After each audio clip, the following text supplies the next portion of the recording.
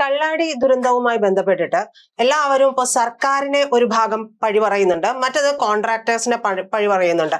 പക്ഷെ ഇതിന്റെ തുടക്കം എന്ന് പറയുന്നത്, അതായത് ഇതിന്റെ അനുമതി കൊടുത്ത ഇടം മുതൽ ഇതിൽ വലിയ രീതിയിലുള്ള അഴിമതി അല്ലെങ്കിൽ ഒരു ക്രമക്കേട് നടന്നിട്ടുണ്ട് എന്നുള്ളത് വ്യക്തമാണ്.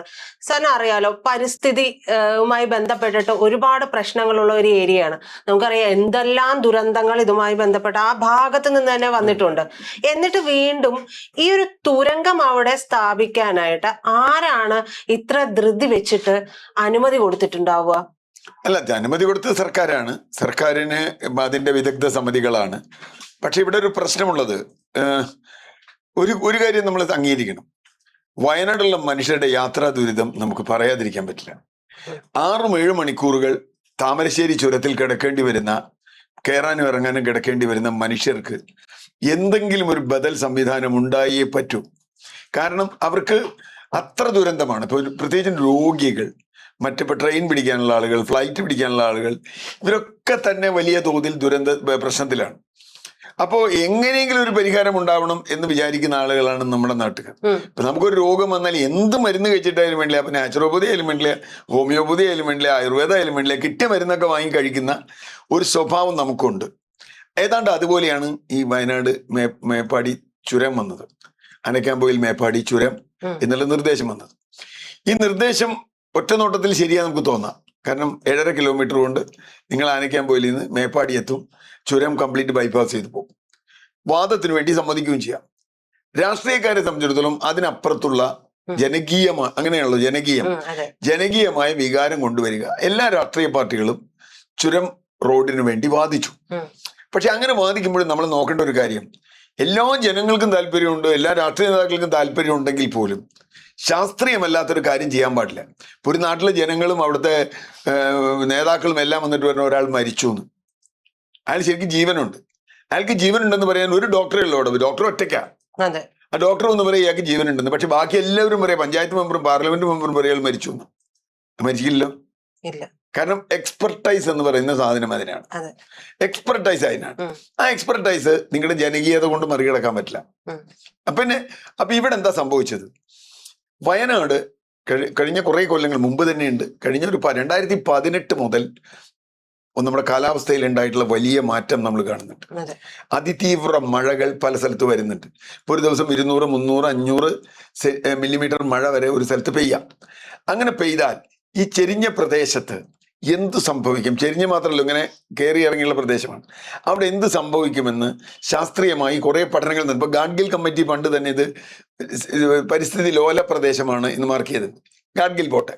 2018 പ്രളയം വന്നപ്പോൾ കേരള സർക്കാർ ADBയും UN-ഉം വേൾഡ് ബാങ്കും കൂടി നടത്തിയ ഒരു പഠനമുണ്ട്. ഞാൻ ഇപ്പൊ ഈ പറയുന്ന ആ പഠന റിപ്പോർട്ട്, PDNA എന്ന് പറയുന്ന പഠന റിപ്പോർട്ട് ഇപ്പോഴും നെറ്റിലുണ്ട്. സർക്കാർ ഒഫീഷ്യലായി അന്നത്തെ മുഖ്യമന്ത്രി പിണറായി വിജയൻ ഫോർവേഡ് ചെയ്ത റിപ്പോർട്ടാണ്. ആ റിപ്പോർട്ട് വെച്ച് പോലും വയനാട്ടിൽ ഇങ്ങനെ ഒരു തുരങ്കപാത പറ്റില്ല.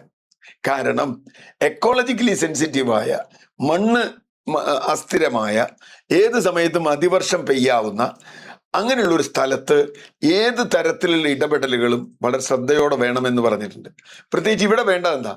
വലിയ തോതിൽ പാറ പൊട്ടിക്കണം. പാറ പൊട്ടിക്കുമ്പോൾ മണ്ണ് നീക്കണം.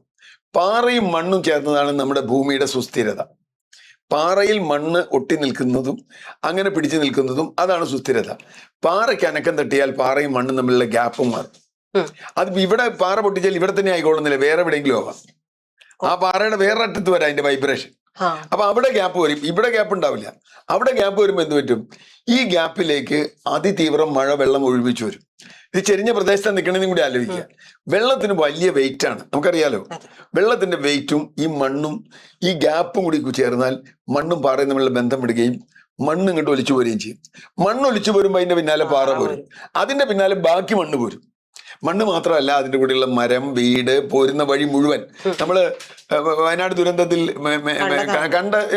ആരോട് പറഞ്ഞു മനസ്സിലാക്കേണ്ട കാര്യമില്ല.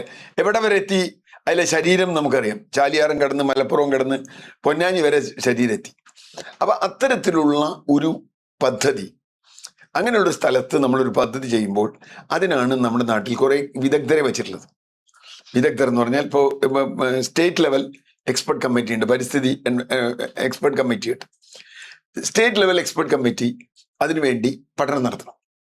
അങ്ങനെ പഠനം നടത്തുമ്പോൾ എന്തൊക്കെ ഫാക്ടർ പഠിക്കണം? ഒന്ന്, മണ്ണിന്റെ സ്വഭാവം, കാലാവസ്ഥയിലെ മാറ്റം, അവിടുത്തെ ജലപ്രവാഹം, ഹൈഡ്രോളജി നമ്മൾ പറയും, ജിയോളജി, ഹൈഡ്രോളജി, ക്ലൈമറ്റ്, ഈ 3 സംഗതിയും മിനിമം പഠിക്കണം. പോരാതെ അതിന്റെ ചെരിവ് പഠിക്കണം, പ്രത്യേകിച്ച് ചെരിവ്, അത് ടോപ്പോഗ്രഫി. ഇത് 4 പഠിച്ചിട്ടല്ലാതെ നിങ്ങൾ ഒരു ഇടപെടൽ നടത്താൻ പാടില്ല. ഇത് 4 പഠിച്ച സമിതി ആദ്യം ഇതെവിടെ ഒരു തുരങ്കപാത പറ്റില്ല എന്ന് തന്നെ പറഞ്ഞു. ഒരു പ്രാവശ്യമല്ല, 10 പ്രാവശ്യത്തിൽ കൂടുതൽ പറഞ്ഞു ഇത് പറ്റില്ല. പിന്നെ ആരാണ് ഇതിൽ? അവിടെയാണ് പ്രശ്നമുള്ളത്. ഇത് നമ്മുടെ നാട്ടിലെ രാഷ്ട്രീയ നേതൃത്വം, ഭരണ നേതൃത്വങ്ങൾ അനധികൃതമായി ഇത്തരം വിഷയങ്ങളിൽ ഇടപെടുന്നു. ഇപ്പോ കഴിഞ്ഞ സർക്കാരിന്റെ കാലത്ത് എങ്ങനെയെങ്കിലും ഇത് ഉദ്ഘാടനം ചെയ്യണം എന്ന് രാഷ്ട്രീയമായി തീരുമാനിക്കുകയാണ്. രാഷ്ട്രീയമായി തീരുമാനിക്കുമ്പോൾ കിഫ്ബിയുടെ തലവന്മാർ, അവരാണല്ലോ പ്രോജക്റ്റ് ചെയ്യുന്നത്, കിഫ്ബിയിൽ ഇടപെട്ട തലവന്മാർ ഈ പരിസ്ഥിതി ആഘാത സമിതിക്കാരോട് പറയുന്നു, നിങ്ങൾ അതൊന്നും നോക്കണ്ട, നിങ്ങൾ പെർമിഷൻ കൊടുക്കുക, കണ്ടീഷണൽ പെർമിഷൻ കൊടുത്താൽ മതി. കിഫ്ബിയിലെ ഉന്നതരാണ് ചെയ്യുന്നത്. അപ്പൊ SC/SC ഉന്നതർക്ക് ഭയങ്കര ടെൻഷൻ ഉണ്ട്, ഇത് ചെയ്യാമോ? അവര് 10-25 കണ്ടീഷൻ വെച്ച് ഒരു പെർമിഷൻ കൊടുക്കും. ഇത് കേന്ദ്ര വനം പരിസ്ഥിതി മന്ത്രാലയത്തിന്റെ ഭാഗമായി വരേണ്ടതാണ്. അവർ 50 കണ്ടീഷൻ ആക്കും. ഈ പദ്ധതി നടപ്പാക്കണേ 50 കണ്ടീഷൻ. സത്യത്തിൽ ഈ 50 കണ്ടീഷൻ വെച്ച് ഈ പദ്ധതി നടപ്പാക്കാൻ പറ്റില്ല. അതാണ് സത്യം. എന്നിട്ടും നടപ്പാക്കി. അപ്പൊ നിങ്ങളോട് പറയാണ്, നിങ്ങൾ ഒരു പാലത്തുമേക്കടി പോവാണ്, വലത്തോട്ട് നോക്കരുത്, ഇടത്തോട്ട് നോക്കരുത് എന്ന് പറഞ്ഞ് പോവാണ്. വലത്തോട്ടും ഇടത്തോട്ട് നോക്കാൻ നിങ്ങൾക്ക് പോകാൻ പറ്റില്ല, പാലം അനങ്ങരുത് എന്നൊക്കെ പറഞ്ഞു പോയാൽ നിങ്ങൾ ഒരു പ്രാക്ടിക്കലി നിങ്ങൾക്ക് പറ്റാത്തൊരു കാര്യമാണ്. അതായത് അവിടെ അത് വരരുത്, കൊണ്ടുവരാൻ കഴിയാത്ത കാര്യം. ഞാൻ ഒരു 3-4 കാര്യങ്ങൾ പറയും. ഒന്ന്, നേരത്തെ പറഞ്ഞതുപോലെ ഇതിന്റെ ടോപ്പോഗ്രാഫി പഠിക്കണം, കയറിറക്കം, അതിന് മുകളിൽ എന്താണ്, മുകളിലെ പ്രദേശത്തിന്റെ സ്വഭാവം പഠിക്കണം, ജിയോളജി പഠിക്കണം, ആ മണ്ണിന്റെ ഘടന, ജിയോളജി ഒന്നിനെ ഭൗമശാസ്ത്രം, അവിടെ മണ്ണിലേക്ക് വെള്ളം ഇറങ്ങിയാൽ എങ്ങനെയാണ്, എവിടെയാണ് മണ്ണും പാറയും തമ്മിലുള്ള ബന്ധം, എവിടെയാണ് ഇതിന്റെ താഴെ വരുന്നത്, താഴേക്ക് വെള്ളം ഇറങ്ങിയാൽ എത്ര വെയിറ്റ് താങ്ങാനാവും. കാരണം ഇത് നമ്മൾ പറയുന്നത് ഭൂമി ഇങ്ങനെ താങ്ങി നിർത്തിയേക്കാണല്ലോ. പ്രത്യേകിച്ച് നിങ്ങൾ തുരങ്കം ഉണ്ടാക്കുമ്പോൾ എന്ന് പറഞ്ഞാൽ അതിന്റെ മുകളിൽ ഇങ്ങനെ ഒരു താങ്ങിയാണ് നിർത്തുന്നത്. ആ താങ്ങി നിർത്തുമ്പോൾ അതിന്റെ മുകളിൽ എന്തൊക്കെ സംഭവിക്കും. മറ്റു കുറെ കാര്യങ്ങൾ അവർ പറഞ്ഞിട്ടുണ്ട്. ഇപ്പൊ അതിന് ആനത്താര പോകും. ഇതിലേറ്റവും പ്രധാനം മഴ. ഇതിൽ നമ്മുടെ ഭൂമിയുടെ അടിയിൽ കൂടി നമ്മൾ അറിയാത്ത ഒരുപാട് ജലപാതകളുണ്ട്. നമ്മുടെ ഭൂമിയുടെ അടിയിൽ വെള്ളം ഇറങ്ങി പോകണം. നമ്മൾ കണ്ടത് എങ്ങടാ പോണേ നമുക്കറിയോ? കനാലിലല്ല ഞാൻ പറയണേ, സാധാരണ അടിയിൽ. ഈ വെള്ളം അടിയിൽക്കൂടെ കുറേ പാതകളുണ്ട്. ഇതാണ് ഹൈഡ്രോളജി എന്ന് പറഞ്ഞത്. ഇതെങ്ങനെ പോകും നമുക്കറിയില്ല. നമ്മൾ തുറക്കുമ്പോൾ ഇതിലൊരു പാതയിലാ തുറക്കണേന്ന് നോക്കിയാൽ ആർക്കറിയാതെ. അപ്പൊ അത് നടത്തണം, ഹൈഡ്രോളജി സ്റ്റഡി നടത്തണം എന്ന് വളരെ കൃത്യമായി പറഞ്ഞിട്ടുണ്ട്. ടോപ്പോഗ്രാഫി പഠിക്കണമെന്ന് പറഞ്ഞിട്ടുണ്ട്. ജിയോളജി, മണ്ണിന്റെ സ്വഭാവം പഠിക്കണമെന്ന് പറഞ്ഞിട്ടുണ്ട്. ആ പ്രദേശത്തിന്റെ സ്വഭാവം പഠിക്കണമെന്ന് പറഞ്ഞിട്ട് ക്ലൈമറ്റ്, എവിടെ മഴ പെയ്താൽ എവിടെ വെള്ളം വരുന്ന അറിയണം. അതാണ് ഹൈഡ്രോളജി. ക്ലൈമറ്റ് എന്ന് പറഞ്ഞാൽ എപ്പോ മഴ പെയ്യുന്നത്. വയനാട്ടിൽ എല്ലാ സ്ഥലത്തും ഒരുപോലെയല്ല മഴ, പലതരത്തിലാണ്. ഇപ്പൊ കാലാവസ്ഥ നേരത്തെ അറിഞ്ഞിട്ട് ഒരു കാര്യമില്ല. കാരണം മഴ പെയ്യുന്ന പറഞ്ഞാൽ സഹിക്കല്ലാണ്ട് വേറെ വഴിയൊന്നുമില്ല. കാരണം ഈ നിങ്ങളുടെ ഭൂമി അങ്ങനെ കിടക്കുകയാണ്. ഇപ്പൊ ഇവിടെ പ്രശ്നം എന്താ, ഇവിടെ ഇവര് ഈ സമ്മർദ്ദം വന്ന് ഇത് കൊടുത്തു, കണ്ടീഷണൽ പെർമിഷൻ കൊടുത്തു. ഈ കണ്ടീഷൻ പാലിക്കുന്നുണ്ടോ എന്ന് നോക്കാൻ ഇവിടെ ആർക്കും ഒരു ബാധ്യതയില്ല. അതായത് കിഫ്ബിയിലെ ഉന്നതൻ ഇടപെട്ടിട്ടാണ് ഇത് കൃത്യമായിട്ട് പാടില്ല എന്ന് പറയുന്ന കണ്ടീഷൻസ് വെച്ചിട്ട് പോലും അത് തള്ളി. മുഖ്യമന്ത്രി പിരിയുന്നതിന് മുമ്പ്, ഇലക്ഷന് മുമ്പ് മുഖ്യമന്ത്രിക്ക് ഉദ്ഘാടനം ചെയ്യണം. ഇതാണ് കാര്യം. ആ ഉദ്ഘാടനത്തിന് തീർച്ചയായിട്ടും അവർക്ക് അതിന്റെ രാഷ്ട്രീയ അഡ്വാൻറ്റേജ് ഉണ്ടാവാം, ഞാൻ ഇല്ല എന്ന് പറയുന്നില്ല. ഒന്നും കിട്ടിയില്ല എന്നുള്ളത് വേറെ കാര്യം. അപ്പൊ ഈ മണ്ഡലത്തിൽ ഒന്നും അവർ ജയിച്ചില്ല. ഇതിന്റെ ഒരു വയനാടും കിട്ടിയില്ല, മറ്റേ തിരുവമ്പാടിയും കിട്ടിയില്ല, ഒന്നും കിട്ടിയില്ല. കോഴിക്കോട് ജില്ലയടക്കം പോയി, കുറ്റിയാടി അടക്കം പോയി. ഞാൻ പറഞ്ഞു വന്നത് ഇത് കിട്ടുമെന്നുള്ളതായിരുന്നു അവർ ഉദ്ദേശിച്ചത്. പക്ഷേ അതിന് കൊടുക്കേണ്ടി വരുന്ന വില വളരെ വലുതാണ്. ഒരു കോൺട്രാക്ടർ, ഇപ്പൊ ഇത് ആദ്യം കോൺട്രാക്ട് കൊടുത്തത് നമ്മുടെ കൊങ്കൺ റെയിൽവേക്കാണ്. കൊങ്കൺ റെയിൽവേ പ്രോജക്റ്റാണ്. അവർ നല്ല എക്സ്പെർട്ടൈസ് ഉള്ള ആളുകളാണ്. കാരണം മറ്റേ ഇവിടെ നമ്മുടെ കൊങ്കൺ റെയിൽവേ ഉണ്ടാക്കിയിട്ടുള്ള ഒരുപാട് ടണൽ ഉണ്ടാക്കിയിട്ടാണെന്നൊക്കെയാണ് വാദം. ഒന്ന്, ആ പ്രദേശം ഈ പ്രദേശം വലിയ വ്യത്യാസമുണ്ട് എല്ലാ സ്ഥലത്തും. ഇപ്പൊ നമ്മുടെ കുതിരാനിലെ ടണലുണ്ട്. കുതിരാനിലെ ടണൽ എത്ര കൊല്ലം കൊണ്ടാ പൂർത്തിയായതെന്നും ഇപ്പോഴും കുതിരാനിലെ ടണൽ സ്റ്റേബിൾ അല്ല എന്നും ഞാൻ വിശ്വസിക്കുന്നു. കാരണം അതിതീവ്ര മഴ അവിടെ പെയ്താൽ, തൃശ്ശൂർ പാലക്കാട് ജില്ലയുടെ ബോർഡറിൽ അതിതീവ്ര മഴ പെയ്താൽ കുതിര ടണൽ എത്ര കാലം നിൽക്കും എന്നുള്ള ചോദ്യമുണ്ട്, തകരാൻ സാധ്യതയുണ്ട്.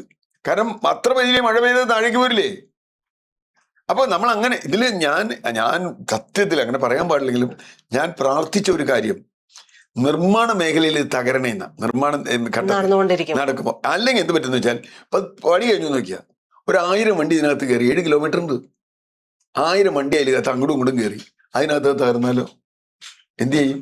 പണ്ട് പല ടണലിൽ നമുക്ക് ഓർമ്മയുണ്ട്, പല ടണലിൽ ഇതുപോലെ തകർന്നിട്ട് ആളുകളെ രക്ഷപ്പെടുത്തിയ കൊറിയയിലോ അതുപോലെയുള്ള സംഗതിയൊക്കെ നമ്മൾ കേട്ടിട്ടുണ്ട്. ഞാൻ പറഞ്ഞു വന്നത് ഇവിടെ പ്രശ്നം ഇങ്ങനെ രാഷ്ട്രീയക്കാർ സമ്മർദ്ദം ചെലുത്താൻ പാടില്ല. ഇനി ഈ ഗവൺമെന്റും പാടില്ല.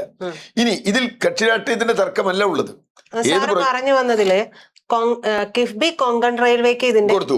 അവരത് ദിലീപ് കൺസ്ട്രക്ഷൻ എന്ന് പറഞ്ഞ വേറൊരു കമ്പനിക്ക് കൊടുത്തു, ദിലീപ് കോൺട്രാക്ടേഴ്സ്. ആ കോൺട്രാക്ടർ ഇതിലൊരു പ്രശ്നം എന്ന് വെച്ചാൽ ഈ കണ്ടീഷൻ ആർക്കാ പാലിക്കാൻ പറ്റുന്നത്? കിഫ്ബിയാണ്. കിഫ്ബി പാലിക്കുന്നുണ്ടോ? കിഫ്ബി പാലിക്കണമെന്നുകൊണ്ടാണല്ലോ പ്രോജക്ടിന് പെർമിഷൻ കൊടുക്കണേ. കിഫ്ബി ആ കണ്ടീഷൻ കൊങ്കൺ റെയിൽവേക്ക് കൊടുത്തു. കൊങ്കൺ റെയിൽവേ അത് പാലിക്കുന്നുണ്ടോ?